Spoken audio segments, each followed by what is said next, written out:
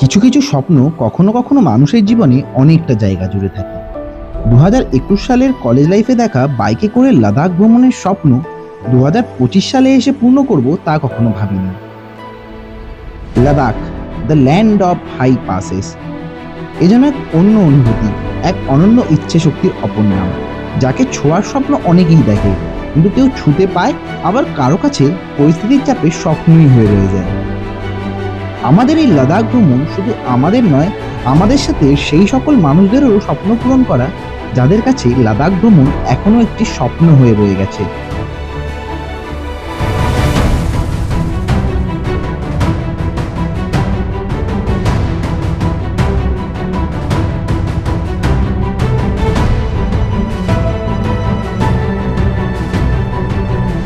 নদী, পাহাড়, ঝর্ণা পেরিয়ে বাঙালির অদম্য ইচ্ছে শক্তির প্রমাণ দিতেই শুরু করতে চলেছি আমাদের এই নতুন সিরিজ লাদাখ 1.0 2025।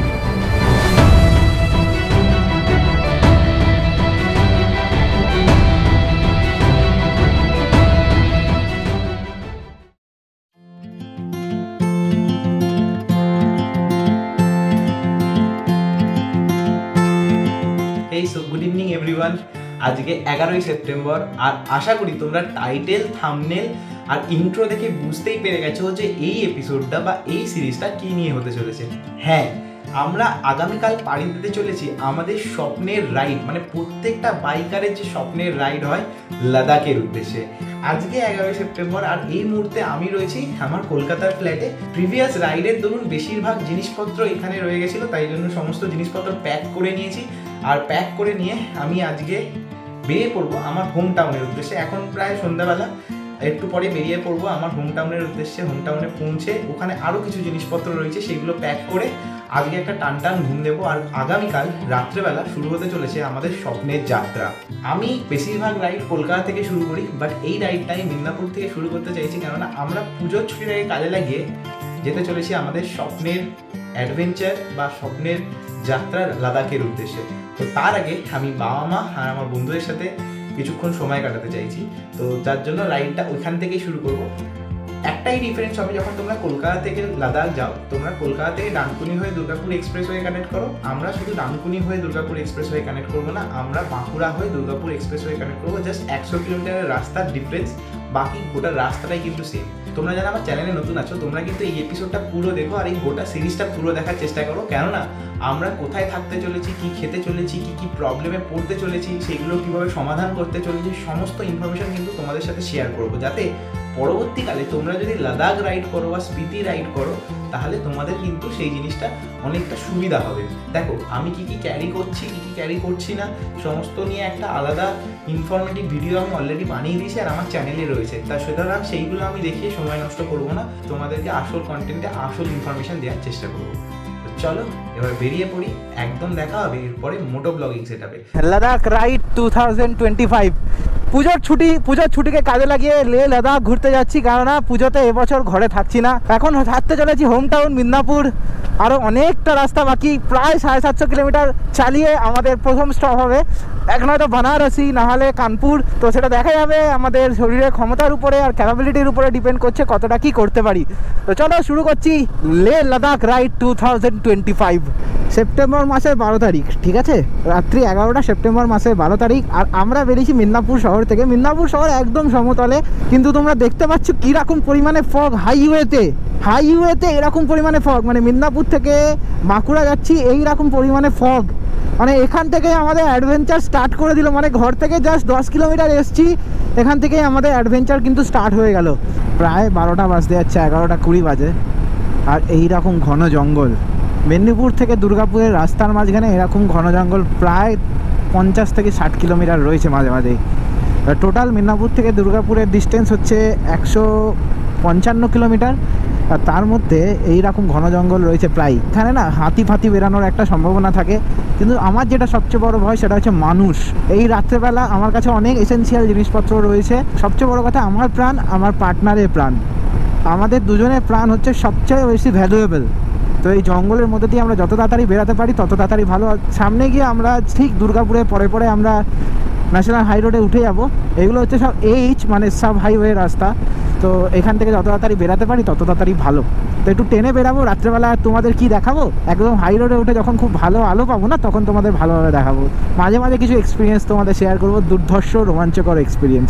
দেখো আমরা এখন আছি বাঁকুড়া ঢুকতে জাস্ট আর 60 কিলোমিটার বাকি। তার আগে আমরা জাস্ট এই চন্দ্রকোনা রোড একটু আগে পেরালাম, বা চন্দ্রকোনা রোড পেরাচ্ছি বলতে পারো। আজ থেকে 1 বছর আগে ওয়েস্ট সিকিম যখন গেছিলাম এই রাস্তা কিন্তু অতটা ভালো ছিল না। এখন রাস্তার কন্ডিশন কিন্তু খুব সুন্দর করে দিয়েছে। ওয়েস্ট সিকিমে যদি তোমরা ব্লগগুলো না দেখে থাকো, আমরা কিন্তু প্রচুর ডাইভারশন পেয়েছিলাম, কিন্তু রাস্তার অবস্থা দেখো, এখন কন্ডিশন দেখো রাস্তার। তো এখন এখানে একটু দাঁড়িয়েছিলাম, জলফল খেলাম। প্রায় ঘর থেকে 40 কিলোমিটার চলেই এসেছি। এবার 120-130 কিলোমিটার পরে আমরা আবার একটা স্টপ দিয়ে তারপরে আবার এগাবো। টাইম হয়েছে এখন ঘড়ির কাঁটায় 1:58। আমরা ডাইভারশনস, সিঙ্গেল লেন, জঙ্গল, ট্রাকের ভিড় সব কিছু পেরিয়ে রানীগঞ্জে উঠে পৌঁছেছি। আর রানীগঞ্জে এখানে আমাকে এখন 3 কিলোমিটার এই ট্রাকের ভিড়ে এই সরু রাস্তার মধ্যে চালাতে হবে, যেটা হাইওয়ে রাইডিংয়ে না সবচেয়ে বেশি ফার্স্ট্রেটিং। মানে একটা সিঙ্গেল লেনে একটা সরু রাস্তায় তোমাকে চালাতে হচ্ছে। আমি যদি মেদিনীপুর থেকে কলকাতা আসতাম আমাকে প্রায় 140 কিলোমিটার আসতে হতো, বেলঘরিয়া এক্সপ্রেস হাইওয়ে ক্রস করতে হতো, ডানকুনি অবধি আরও 20 কিলোমিটার, তারপরে আমাকে আসতে হতো এইখানে 175 কিলোমিটার কলকাতা থেকে দুর্গাপুর আসতে হতো। প্রায় আমার 290 কিলোমিটার আমাকে গাড়ি চালাতে হতো, যার জন্য মেদিনীপুর থেকে আমি বাঁকুড়ার এই জঙ্গলময় রাস্তা দিয়ে হলেও রাত্রেবেলা চলে এলাম, যাতে আমার অনেকটা শর্ট হয়েছে। আমার প্রায় 90 থেকে 100 কিলোমিটার রাস্তা শর্ট হয়ে গেছে। ফাইনালি আমরা রানীগঞ্জ পেরিয়ে গেছি। এবার আমরা ধরতে চলেছি NH-19। পিছন দিকে আমার 175 কিলোমিটার চলে গেলে কলকাতা, আর 150 কিলোমিটারের মাথায় প্রায় ডানকুনি পড়বে। এইখানে পিছন দিকে চলে গেলে 6 কিলোমিটার দুর্গাপুর। আর রানীগঞ্জ থেকে আমরা এখন চলে এসেছি NH-19-এ উঠতে চলেছি। আর এখান থেকেই সোজা চলে গেলে তোমরা পৌঁছে যাবে উত্তরপ্রদেশ, বানারসি, দিল্লি। এখান থেকে তোপচাচি আর প্রায় 100 কিলোমিটার। আমরা ভেবেছি তোপচাচিতে গিয়ে হল্ট করব, তারপরে ভোরের আলো ফুটলে আগের দিকে রওনা হবো। বাট তার আগে আমাকে একটু চা খেতে হবে। এই হাই রোডের উপরে কোনো চায়ের দোকান খোলা পেলেই সেখানেই দাঁড়িয়ে পড়বো। এখান থেকে প্রায় ধানবাদ আর 65 কিলোমিটার মতো বাকি আছে। মাত্র 200 কিলোমিটার কমপ্লিট করেছি। এখন সামনে আমাকে এখনও 90 কিলোমিটার 87 কিলোমিটার যেতে হবে তোপচাচি গিয়ে আমরা একটু রেস্ট নেব। রেস্ট নিয়ে ভালোভাবে রেস্ট নিয়ে আমরা তারপরে ভোরের আলোর ট্রানজিশনটা পেরিয়ে আবার এগাবো। তো আমরা এখন ক্রস করতে চলেছি আমাদের দিনের আজকে সেকেন্ড টোল প্লাজা, বা ওয়েস্ট বেঙ্গলের লাস্ট আর ঝাড়খণ্ডকার আগে লাস্ট টোল প্লাজা দেখতে পাচ্ছ। কিন্তু এইখানে এইটা ক্রস করব, আর একটু আগে গেলেই আমরা ধানবাদ ঢুকে যাব। ধানবাদ এখান থেকে আর 25 কিলোমিটার। গুড নাইট বলবো না প্রায় গুড মর্নিং বলবো, 3টা বাজে। প্রায় 220 কিলোমিটার রাইড করে নিয়েছি। 1 লেন ডাইভারশন, ট্রাকের ভিড়, রাস্তায় শেয়াল চলে এসেছে, রাস্তায় চাকার সামনে পটহোলস, ধুলো, অ্যাডভেঞ্চার করতে করতে কিন্তু আমরা ঝাড়খণ্ডে ঢুকে গেছি। মানে আপনা ঝাড়খণ্ড। দেখো সুরজের সঙ্গে আমি ইন্ট্রোডিউস করাইনি, এই যে থান্ডারবার্ড সুরজের গাড়ি, সুরজ আমার সাথে যাচ্ছে। এই গোটা ট্রিপটাতে দেখতে পাবে। দেখো গাড়ি কিন্তু ভালোই সাথ দিয়েছে। আমরা জাস্ট ঝাড়খণ্ড ঢুকেছি। এটা ঝাড়খণ্ড ঢোকার পরে আমাদের প্রথম টোল প্লাজা। আর আমরা টোল প্লাজা পেরিয়ে একটু দাঁড়িয়েছিলাম, একটু জল ফল খাবো। সবচেয়ে মেন ব্যাপার হচ্ছে একটা রাইডে বেরানোর পরে তোমাদেরকে কিন্তু হাইড্রেটেড থাকতে হবে। আর সেকেন্ড কথা, যখন তোমরা লেট নাইটে জার্নি করবে, এটা তোমাদেরকে আমি বারবার বলেছি, তোমরা কিন্তু সবসময় সেফ থাকার জন্য সবসময় কেউ যদি রাস্তায় তোমাদের কিছু জিজ্ঞেস করে বলবে তোমাদের সাথে আরও লোকজন আছে, তোমরা বলবে যে তোমরা কিন্তু সামনে গিয়ে হোল্ড করবে, তাহলে কিন্তু অনেক সময় অনেক কিছুই হতে পারে। কেননা এই পৃথিবীতে সবচেয়ে ডেঞ্জারাস যদি কোনো প্রাণী থাকে সেটা হচ্ছে মানুষ। এই মানে জাস্ট 6-7 জন আমাদেরকে মানে অলরেডি করে নিয়েছে, জিজ্ঞেস করে নিয়েছে যে তোমাদের আছো কতজন, তোমরা আছো, সোলো আছো নাকি, যাচ্ছ কোথায়, থাকবে কোথায়। তো এই জিনিসগুলো বলবে যে আমরা মোটামুটি অ্যাটলিস্ট 20-30 জন আছি রাইডে। আমরা সামনে কোথাও একটা কি বলে, বিশেষ করে নাইট রাইডে হ্যাঁ, এই জিনিসটা একটু খেয়াল করবে। আর রাইড আমাদের সুন্দর হচ্ছে, ফার্স্ট ক্লাস হচ্ছে। দেখো আমরা টার্গেট রেখেছি পরেশনাথ হিল, এখান থেকে আর 110 কিলোমিটার পরেশনাথ হিল। এখন 3টা বাজে প্রায়। তো চলো আপডেট দেবো, স্টে টিউন, ব্লগটা কিন্তু দেখতে থাকো লাস্ট পর্যন্ত। তো মোটামুটি আমরা অনেকটাই চলে এসেছি। এখন টাইম হয়েছে ঘড়ির কাঁটায় প্রায় 4:05। আর আমরা পৌঁছে গেছি প্রায় তোপচাচি পৌঁছে গেছি। আর 9 থেকে 10 কিলোমিটারের মধ্যে আমরা তোপচাচি পৌঁছে যাব। তো মোটামুটি তোপচাচির পরে আমাদের পরেশনাথ হিল, ওখান থেকে প্রায় 50 কিলোমিটার। পুজোতে ঘরে থাকতে পারবো না, এই প্রথম বছর পুজোতে আমি ঘরে থাকতে পারবো না। বন্ধু বান্ধব মা বাবাকে ছেড়ে বাইরে যেতে হচ্ছে। নিজের ড্রিম পূরণ করা সোজা নয়, যতটা সোজা মনে হয় অতটা সোজা নয়। আমরা যে ফ্রিলি যাচ্ছি সেরকম নয়, আমাদের 5 দিন অফিস করতে হবে দিল্লিতে গিয়ে, তারপরে আমরা আবার লেহ লাদাখের জন্য বেরাবো। তো একটু সাপোর্ট করো গাইজ, এত খাটছি, এত মানে চেষ্টা করছি, তোমরা কিন্তু সাপোর্ট করো এর জন্য। এখান থেকে বারহি এখনো 77 কিলোমিটার সোজা চলে যাচ্ছে ঔরঙ্গাবাদ, বাঁদিকে গেলে ঘুটবালি আর ইসরি রাইট সাইডে। বারহি এখান থেকে প্রায় 77 কিলোমিটার, আর বানারস এখান থেকে প্রায় এখনো 320 বা 310 কিলোমিটার মতো হবে। তো মোটামুটি আমরা টাইমের আগে আমরা প্ল্যান যেটা করেছিলাম, আমি আর সুরজ যেটা প্ল্যান করেছিলাম, সন্ধ্যা 8:30টার সময় বেরাবো, পরেশনাথ হিলের একদম সামনাসামনি গিয়ে হোল্ড করে যাব, সকাল সকাল ওখানে ড্রোন শট নেব, দিয়ে বেরিয়ে যাব। কোনোটাই প্ল্যান মোতাবিক হয়নি। দেখো এখান দিয়ে তোমরা যদি দেখো মাউন্টেন রেঞ্জেস দেখা যাচ্ছে, কিন্তু দেখো মাউন্টেন রেঞ্জ দেখা যাচ্ছে এখানে হালকা হালকা। যদি গোপ্রোতে একটু তোমরা ধরতে পারো, ওই অন্ধকারে হয়তো দেখতে পাবে না, বাট আমি দেখতে পাচ্ছি এখান দিয়ে মাউন্টেন রেঞ্জ দেখা যাচ্ছে, ডান দিক বাঁ দিক পুরো ভর্তি মাউন্টেন রেঞ্জেস। টাইম হয়েছে 5:03 আর আমরা ক্রস করতে চলেছি আমাদের দিনে আজকে 3rd টোল প্লাজা। আর ঝাড়খণ্ডে ঢোকার পরে এটা আমাদের 2nd টোল প্লাজা। দেখো এটার পরে আশা করি আমরা কিছু না কিছু জায়গা পাবো যেখানে দাঁড়াতে পারি। ওকে, বেশ সুন্দর কিন্তু টোল প্লাজাটা।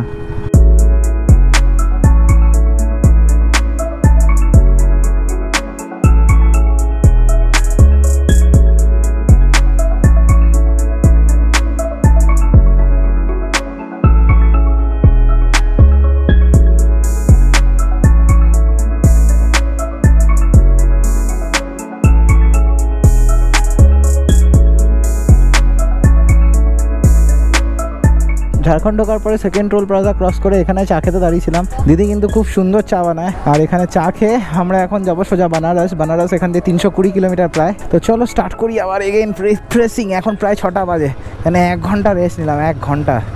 প্রচণ্ড পরিমাণে ফগ, প্রচণ্ড পরিমাণে ফগ। তোমরা ড্রোন শটে দেখেইছো কীরকম পরিমাণে ফগ হতে পারে এরকম রাস্তায় সকাল সকাল। গোটা রাত্রি ধরে রাইড করে আমরা 310-20 কিলোমিটার চালিয়েছি। ডাইভারশন ট্রাকের ভিড় পেরিয়েতে একটু সময় লেগেছে। বাঁদিকে দেখো সেপ্টেম্বর মাস চলছে, ফগ দেখেছো কি মারাত্মক পরিমাণে ফগ। দেখো এখন বাজে 6:07, একটা রিফ্রেশিং স্টার্ট এরকম হিলি হিলি রাস্তার মধ্যে দিয়ে এবার আমরা আজকের দিনে যাত্রাটা শুরু করতে চলেছি। চশমা পরেছিলাম এতক্ষণ, এবার আর চশমা পরার দরকার নেই, কারণ আমি মোটামুটি এখন দেখতে পাচ্ছি, ভিজিবিলিটি ক্লিয়ার ছিল। এই ফগি ওয়েদারের মধ্যে হয়তো তোমরা দেখতে পাচ্ছ এরকম রাস্তা, এত সুন্দর সিনিক রাস্তা, তার পাশে এরকম ছোট ছোট টিলার মতো রয়েছে, আর দূরে মাউন্টেন্স দেখা যাচ্ছে, দূরে ওই দেখো মাউন্টেন্স দেখা যাচ্ছে। রাস্তাটা দেখো কিছুটা ডিপ করছে, আবার একটু উঠছে, আর টার্নিং দিয়ে যাচ্ছে, মানে একটা সেই ঘাটের মধ্যে গাড়ি চালালে যেরকম মনে হয় না, কিছুটা ওই রকম টাইপসের। রোডটা যতটা সুন্দর, চারিপাশের পরিবেশটাও ততটা সুন্দর। আর সামনে দেখো একটা পাহাড়ের রেঞ্জ দেখা যাচ্ছে, আবছা আবছাই দেখা যাচ্ছে বিকজ অফ ফগ বা মেঘ, যাই বলতে পারো। বাট দেখো একটা পাহাড়ের রেঞ্জ দেখা যাচ্ছে, এটা কিন্তু পরেশনাথ হিলেরই রেঞ্জ। এই যে রেঞ্জটা, পুরো রেঞ্জটা দেখো, বাঁদিকে পাহাড় রয়েছে, সামনে পাহাড় রয়েছে, এই যে পুরো রেঞ্জটা, এটা কিন্তু পরেশনাথ হিলেরই রেঞ্জ। তার সাথে এই রাস্তাটা এত সুন্দর লাগছে, ওয়াও, জাস্ট ওয়াও। লাদাখ যাওয়ার আগেই এত সুন্দর সুন্দর ভিউ দেখতে পাচ্ছি, আন্ডাররেটেড জায়গা ভাই। ঝাড়খণ্ড অ্যান্ড উড়িষ্যা প্রচণ্ড আন্ডাররেটেড জায়গা। এত সুন্দর সুন্দর মাউন্টেন রেঞ্জ, এত সুন্দর সুন্দর ওয়াটারফলস, এত সুন্দর সুন্দর সিনিক রোডস আছে না ঝাড়খণ্ড অ্যান্ড উড়িষ্যাতে, মানে লোকজন ঘুরেই দেখেনি। আমি এই রাস্তায় কোনোদিনও এর আগে আসিনি, মানে বাই রোড কখনোই আসিনি। বাট ভিউ দেখো, ডান দিকে পাহাড়, সামনে পাহাড়, বাঁ দিকে পাহাড়, ওয়াও। ওফ, সামনের ভিউটা দেখো, জাস্ট ওয়েদারটা আর সামনের ভিউটা দেখো, জাস্ট কি রাস্তা, কি রোড আর কি ভিউ।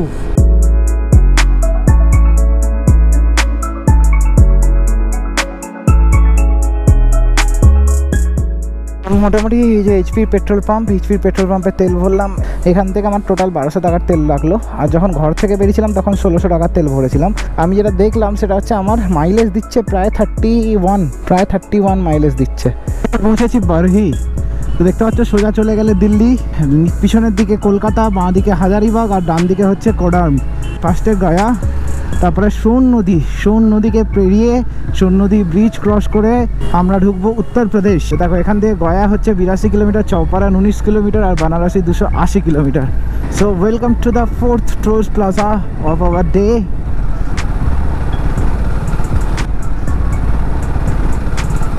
দেখো ফ্লাডের জন্য এরিয়াটার কি অবস্থা, পুরো ডুবে গেছে। দেখো এইসব এরিয়ায় ফ্লাডের জন্য, দেখো এখানে কোনো নদী বা কিছু নয়, এটা ফ্লাডের জল এরকম ভেসে পুরো জায়গাগুলোকে ডুবিয়ে দিয়েছে। দেখো গাছপালা, লাইট পোস্ট, কি অবস্থা, জাস্ট কি অবস্থা। যেই আমরা বিহারের যত কাছাকাছি যেতে চলেছি না, সেখানে ট্রাফিকের কোনো মা বাবা নেই। আর এই সাইড দিয়ে একটা লেনের গাড়ি আসছে দেখতে পাচ্ছ, যেহেতু ওই পাশের লেনটা বন্ধ, এই পাশের ট্রাকগুলো আসছে। আবার এই সাইড দিয়ে 5-6টা ফরচুনার যাচ্ছে। মানে আমি যে মাঝখান দিয়ে যাব, সাইড দিয়ে যাব, ডান দিক দিয়ে যাব, কোনো দিক দিয়েই যাওয়ার কোনো অপশন পাচ্ছি না। তো এই মুহূর্তে টাইম হচ্ছে 7:57। আর আমরা কোথায় আছি জানো তো? আমরা আছি চৌপারন। চৌপারনের নাম হয়তো তোমরা শুনেছো। চৌপারনের ফেমাস স্পেশাল হান্ডি মাটন, সেই চৌপারনে আমরা এখন ক্রস করছি। বাট ক্রস করতে আমাদের অবস্থা খারাপ হয়ে যাচ্ছে। একেই সারা রাত্রি গাড়ি চালিয়েছি, ঘুমাইনি, আর তার উপরে এরকম জ্যাম থাকলে তো হয়েই গেল। চারিদিকে সবুজ সবুজ পাহাড় বা ছোট ছোট টিলা বলতে পারো, আর তার মাঝখান দিয়ে রাস্তা। একটু ফাঁকা রাস্তা পাই, এরকম একটু টেনে বেরাতে পারি, ব্যাস, আর কিচ্ছু চাই না। সবাই আমরা ভাবি ওয়েস্ট বেঙ্গলে ডাইভারশন থাকে, এখানে তো ডাইভারশন বলতে ভর্তি ডাইভারশন, রাস্তায় কাজ প্লাস হচ্ছে এরকম বড় বড় ব্লক ফেলে রেখেছে রাস্তার মাঝে বিনা কোনো কারণে। सर ये क्या बिहार बॉर्डर है? कहाँ का बॉर्डर? बिहार का बॉर्डर ये है? बिहार का बॉर्डर आगे है, ये झारखंड का बॉर्डर लास्ट है। लास्ट है। कितना दूर है बिहार का बॉर्डर? 15-16 किलोमीटर से। अच्छा अच्छा, ठीक है ठीक है। कहाँ जाइएगा? बनारस। कहाँ से हैं? কলকাতা। कलकत्ता से। অনেকগুলো ডাইভারশন, অনেকটা ভিড় পেরানোর পরে আমরা ফাইনালি একটা এরকম 3 লেন হাইওয়ে পেয়েছি। ও শান্তি। এবার এইরকম রাস্তাটা যেন বেনারস পর্যন্ত, তারপর থেকে তো একটু এগিয়ে গেলেই লখনৌ হাই রোডটা পেয়ে যাব, তারপরে তো যমুনা এক্সপ্রেস হাইওয়ে আছে। বাট এরকম রাস্তাটা যদি কন্টিনিউ থাকে আমরা সুন্দর স্ট্রেচ করে এগাতে পারবো। ওয়েদারটা কিন্তু দেখো একদম সানি নয়, সেই ক্লাউডি তো ক্লাউডি রয়ে গেছে সকাল থেকে। তোমরা জানো আমাদের দেশে সবচেয়ে ঐতিহ্যবাহী হাই রোড বা ন্যাশনাল হাইওয়ে কোনটা? যেটা হচ্ছে গ্র্যান্ড ট্যাঙ্ক রোড বা জিটি রোড। তো এই যে রাস্তাটা বিহারে আমরা জাস্ট ঢুকতে ঢুকতে চলেছি, এই যে রাস্তাটা, এই যে ন্যাশনাল হাইওয়েটা, এটাই হচ্ছে জিটি রোড, যেটা একদম দিল্লি তারপরে একদম কাশ্মীরের কাছা অব্দি গেছে। নিচে দেখতে পাচ্ছ একটা নদী বয়ে যাচ্ছে, আর তার পাশে এত কাশফুল। আমি যদি ভুল না হয় তাহলে এইটা মনে হচ্ছে ফল্গু নদী। আমরা বিহার ক্রস করব এবারে আস্তে আস্তে। বিহারে জাস্ট ঢুকছি। বিহার আমরা প্রায় 80 কিলোমিটার স্ট্রেচ আছে বিহারে। তো বিহার ক্রস করার পরে আমরা আর একটা নদী পাবো, সেটা হচ্ছে সোন নদী, যেটা হচ্ছে গয়ার পরে পাবো, আর তারপরেই হচ্ছে বেনারস বা সাসারাম, তারপরে বেনারস। রাস্তায় জ্যাম দেখো, এখনও কিন্তু জ্যাম কাটছে না। একটা ভালো 4 লেন হাইওয়েও পাচ্ছি না আমরা। কাশফুলের সংখ্যাটা দেখো নদীর পাশে, কত কাশফুল ঝাঁকে ঝাঁকে ফুটে আছে দেখো, ওই পার পর্যন্ত দেখা যাচ্ছে কাশফুলের সংখ্যা। মা আসছেন, জয় মা। মা এবারে তোমার দেখা হয়তো পাবো না, মা তুমি সবসময় আমার পাশে থেকো। প্রায় 9:34 আর আমরা বেরাচ্ছি আজকের দিনে আমাদের পঞ্চম টোল প্লাজা। মা তো গরম বেড়ে গেছে দেখো, এখন টেম্পারেচার দেখাচ্ছে 32 degree, but it's not like 32 degrees, it's feel like 37 আর 38 ডিগ্রিজ। রীতিমতো ঘাম দিতে শুরু করেছে ভিতরে। কোনো একটা ধাবা দেখে দাঁড়াবো, বাট আর একটু টেনে নিই ভেবেছি 10টা অবধি যতটা যেতে পারি, তারপরে একদম একটু দাঁড়িয়ে 1 ঘন্টার মতো রেস্ট নেব। এখন একটু রোদ উঠেছে, টাইম হয়েছে 9:46। আর বাঁদিকে দেখো, বাঁদিকে আবার একটা মাউন্টেন রেঞ্জ শুরু হয়েছে। মানে গোটা রাস্তাটায় কিছু কিলোমিটার যাচ্ছি একটা করে মাউন্টেন রেঞ্জ বা টিলা দেখা যাচ্ছে। তো এই টিলাটাকে দেখো কি সুন্দর লাগছে, পুরো একদম ওই ধান ক্ষেতের মাঝখান দিয়ে মাথা উঁচু করে দাঁড়িয়ে আছে। প্রায় আমরা 450 কিলোমিটার গাড়ি চালিয়ে ফেলেছি কালকে রাত্রি থেকে, 450টার উপরে। ঠিক ট্রিপ মিটারটা আমাকে একবার দেখতে হবে, বাট বাঁ দিকে নজরটা কিন্তু আমার বারবার যাচ্ছে। খুব সুন্দর লাগছে একদম। ওই আমাদের পুরুলিয়ায় চেমটা বুড়ু যেরকম মাথা উঁচু করে দাঁড়িয়ে থাকে ধান ক্ষেতের মাঝখানে, সেরকমভাবে এই টিলাটাও দাঁড়িয়ে রয়েছে। পুরো ফেসে গেছে এখানে একদম। কি গরম লাগছে এই রোদের হিটে, জ্যাকেট পরে যতই মেশ লেয়ার থাকুক তাও গরম লাগছে মারাত্মক পরিমাণে। ট্রাকের জ্যাম, তার উপর দিয়ে রং রুটে গাড়ি নিয়ে আসছে। মানে জাস্ট বিহার বর্ডার ক্রস করে বিহার ঢুকেছি আর এইরকম জিনিসপত্র শুরু হয়ে গেছে। একটা গান ছিল না, आइए ना हमरे बिहार में आ गए भाई, क्या हालत हो गया हम लोगों का बिहार में, पसीना पसीना हो गया, पूरा हालत खराब कर दिया भाई। 10 बजाए लग रहा है 2-3 बजाए, वो भी समर के। গুড মর্নিং, আর কি বলবো, এখনও গুড আফটারনুন হয়নি, 12টা বাজেনি, এখন টাইম হয়েছে 11:30।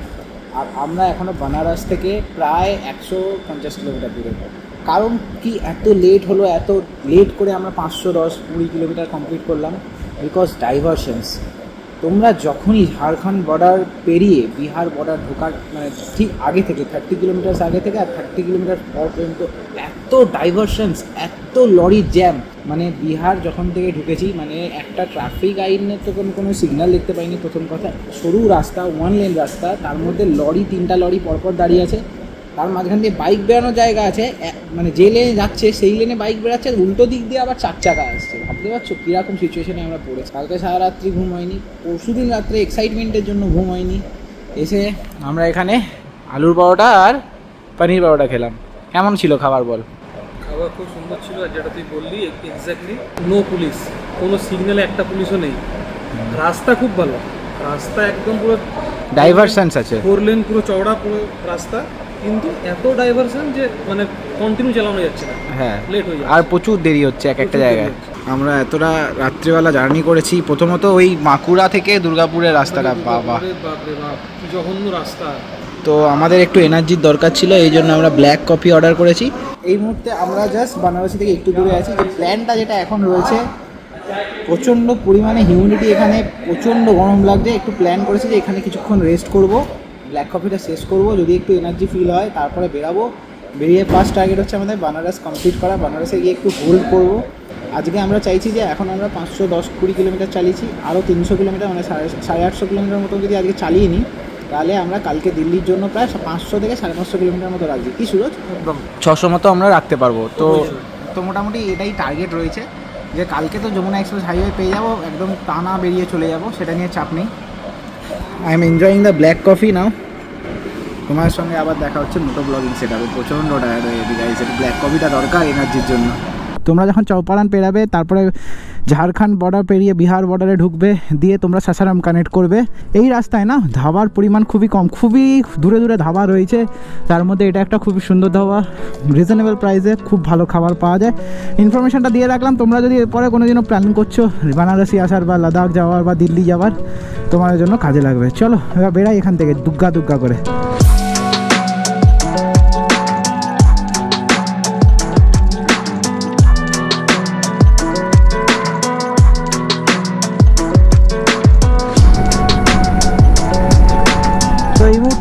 আমরা বেরাচ্ছি সোন নদী ব্রিজ ক্রস করছি।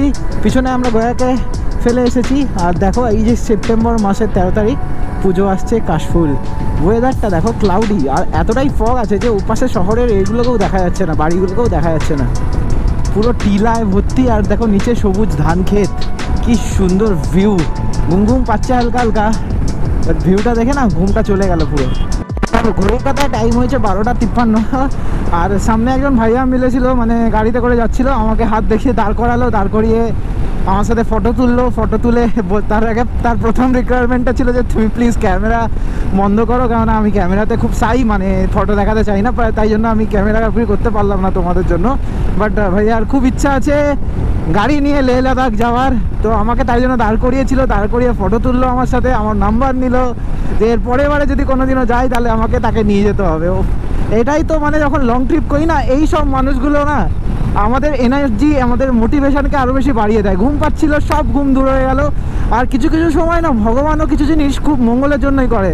দেখো আমার ঘুম পাচ্ছিল, আমি ভাবছিলাম সামনে গিয়ে দাঁড়াবো কি দাঁড়াবো না, আর একটু টেনে দিই ভাবছিলাম। ভাইয়া আসলো, জল খাওয়ালো, দাঁড় করালো, কথা বললো 10-15 মিনিট, সব ঘুম, সব টায়ার্ডনেস আবার দূর হয়ে গেল। অনেকটা এনার্জি পেলাম, আবার কিছুটা হয়তো আমরা আরামসে চলে যেতে পারি। তো সাসারাম ক্রস করছি। সাসারামে দেখো মাউন্টেন রেঞ্জেস আছে। সাসারাম থেকে বানারসি প্রায় 90 কিলোমিটার, প্রায়। জাস্ট পাহাড়গুলোকে দেখো, হার্ড রক পাহাড় যেগুলো হয় না, একদম পুরো খাড়াভাবে উঠে গেছে সেরকম একদম। আমার যতদূর মনে হচ্ছে এই পাহাড়টাকে রাস্তাটার উপরে ছিল, সেটাকে কেটে রাস্তাটা বানানো হয়েছে। দারুণ লাগছে পাহাড়ের ফরমেশনটা। কত কিছু দেখছি, শুধুমাত্র লেহ লাদাখ যাচ্ছি, শুধু লেহ লাদাখ ঘুরে চলে আসবো সেরকম নয়। আমাদের ভারতের প্রাচীন ক্যাপিটাল থেকে ভারতের প্রেজেন্ট ক্যাপিটালের মধ্যেকার রোড ট্রিপটাও এনজয় করতে হবে, আর সেটা এনজয় করছি কিন্তু আমরা। দেখো আমরা ক্রস করছি আজকে আমাদের দিনের 6ষ্ঠ টোল প্লাজা, আর আমরা ঢুকতে চলেছি, প্রায় বানারস ঢুকতে চলেছি। এতদিন আমরা ট্রাকে করে গাড়ি যেতে দেখেছি, এতদিন আমরা ট্রাকে করে ট্যাঙ্কও যেতে দেখেছি, এরপরে আমরা ট্রাকে করে রেল লাইনের পুরো একটা ইঞ্জিন যেতে দেখছি, ইন্ডিয়ান রেলওয়েজ, সবুজ রঙের নতুন ইঞ্জিন একদম।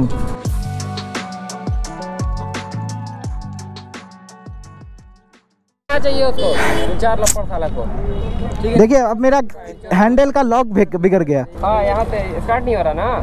स्टार्ट हो रहा है तो हो गया तो। सूरज स्क्रैच हो गया देखिए कैमरा में, मैं तो देख पा रहा हूँ इधर स्क्रीन में। भैया थोड़ा खाली कर दीजिए, निकल जाते हैं।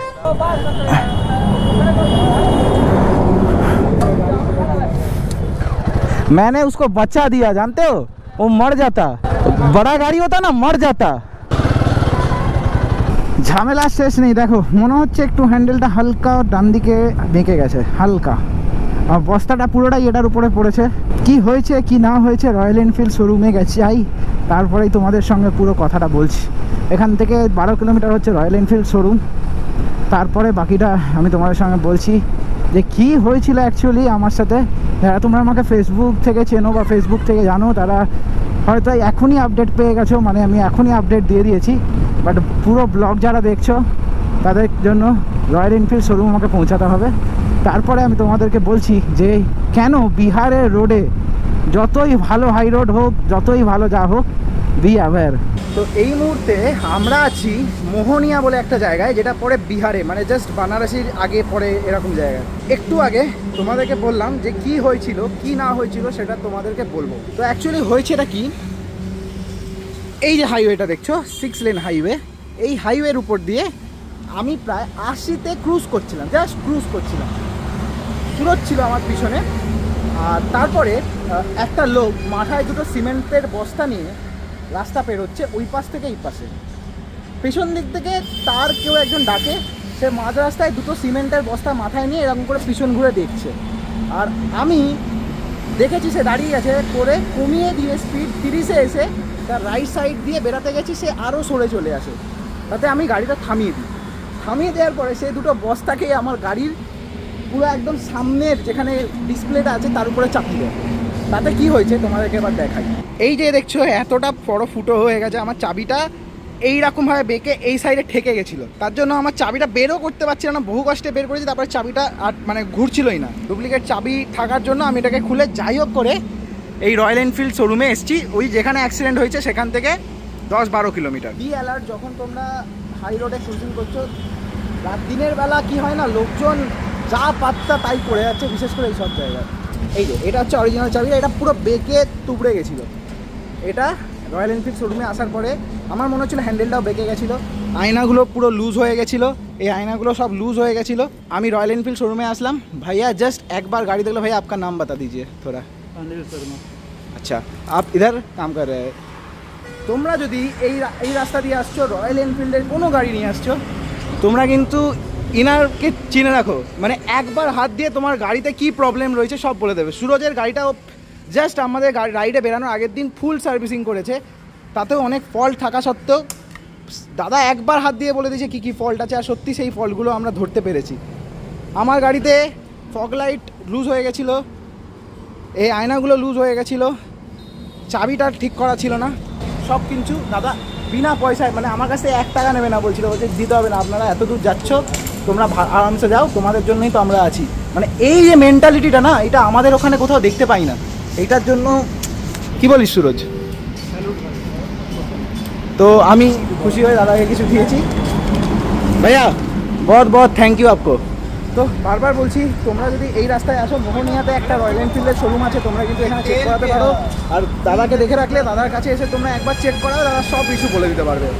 আর যদি আসছো এই রাস্তায় প্রচুর ডাইভারশন পাবে, আর বারবার বলছি সাবধানে গাড়ি চালাবে, কেন এখানে লোকজন অন্ধের মতো রাস্তা পেরাপার করে, অন্ধের মতো। Be safe, ride safe. তো আজকে আমরা ক্রস করছি আমাদের দিনের 7th টোল প্লাজা। প্রচণ্ড সমস্যা পেরাতে হয়েছে এই কয়েকটা ঘন্টায়, জাস্ট 2-3 ঘন্টার মধ্যে আমরা অনেক কিছু ফেস করে ফেলেছি, অনেক কিছু ফিক্সও করে ফেলেছি, যেগুলো বলতে পারো। যেটা তোমাদেরকে বললাম রয়্যাল এনফিল্ড শোরুমের ব্যাপারটা, তারপরে সুরজের কিছু ইস্যু ছিল গাড়িতে যেগুলো সার্ভিসিংয়ে ঠিক করেনি। I am so upset with royal Enfield servicing. অনেক জায়গায় রয়্যাল এনফিল্ডের সার্ভিসিংয়ে এক্সপিরিয়েন্স লোক নেই, এইটা কিন্তু একটা বড় প্রবলেম। আমি জানি না রয়্যাল এনফিল্ড এগুলোকে দেখবে কিনা। We have crossed Bihar and Uttar Pradesh में आपका स्वागत है। NH-19 and we have entered in Uttar Pradesh. UP में आपको स्वागत है। আর উত্তর প্রদেশে ঢোকার সাথে সাথে কিন্তু ওয়েদারটা হালকা হালকা করে ক্লিন হতে শুরু করেছে। আর এখান থেকে প্রয়াগরাজ আমরা এখন টার্গেট রেখেছি যে আজকে যতটা যেতে পারি প্রয়াগরাজ 165 কিলোমিটার এখনও। ডান দিকের আকাশটা দেখো কি সুন্দর একটা গোলাপি গোলাপি হাওয়া হয়ে গেছে। পিছন দিকে অ্যারো ছিল আর এখনও দেখো সামনে অ্যারো আছে। লেফট সাইডে চলে গেলে তোমরা পৌঁছে যাবে মুঘলসরাই, মানে দীনদয়াল উপাধ্যায় যে নতুন স্টেশনটার নাম হয়েছে মুঘলসরাই, সেই মুঘলসরাই। আর লখনপুরও লেফট সাইডে, আর সোজা চলে গেলে বানারস।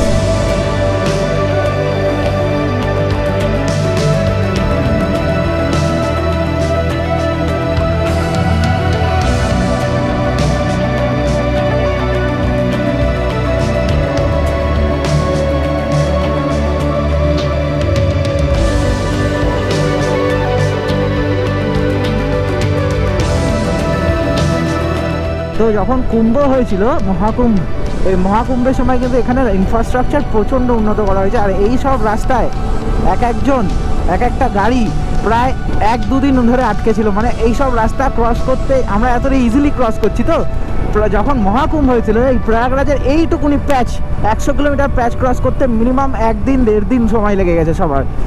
গঙ্গায় জোয়ার চলছে আর বর্ষার জলে দেখো গঙ্গার কি অবস্থা, কতটা পরিমাণে জল বেড়ে গেছে।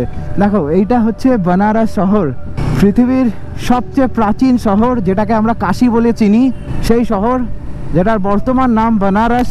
আমরা বানারস ঢুকছি না, বাট এই যে শহরটা দেখছো এটা হচ্ছে বানারস। একবার না একবার তো আসবো, আলাদা করে ট্রিপ হবে ওটা, এইবারের সাথে এটাকে ইনক্লুশন নয়। জয় বাবা বিশ্বনাথ, জয় বাবা কাশী বিশ্বনাথ, যেন সব কিছু ঠিক রাখতে পারি। 5:54 বাজে আর প্রায় অনেকক্ষণ পর টানা 20 কিলোমিটার আমি কোনো বিনা ডাইভারশন বিনা জ্যামে চালাচ্ছি। জ্যাম বলতে পারি, হ্যাঁ মডারেট জ্যাম আছে, মানে প্রচণ্ড জ্যাম ছাড়া চালাচ্ছি। তবে রাস্তা তেলের মতো সুন্দর। জাস্ট ওয়েদারটা দেখো, সামনে জাস্ট ওয়েদারটা দেখো, পুরো একদম পিঙ্কিশ হয়ে গেছে। দেখো কানপুর আর 288 কিলোমিটার, প্রয়াগরাজ 80 কিলোমিটার।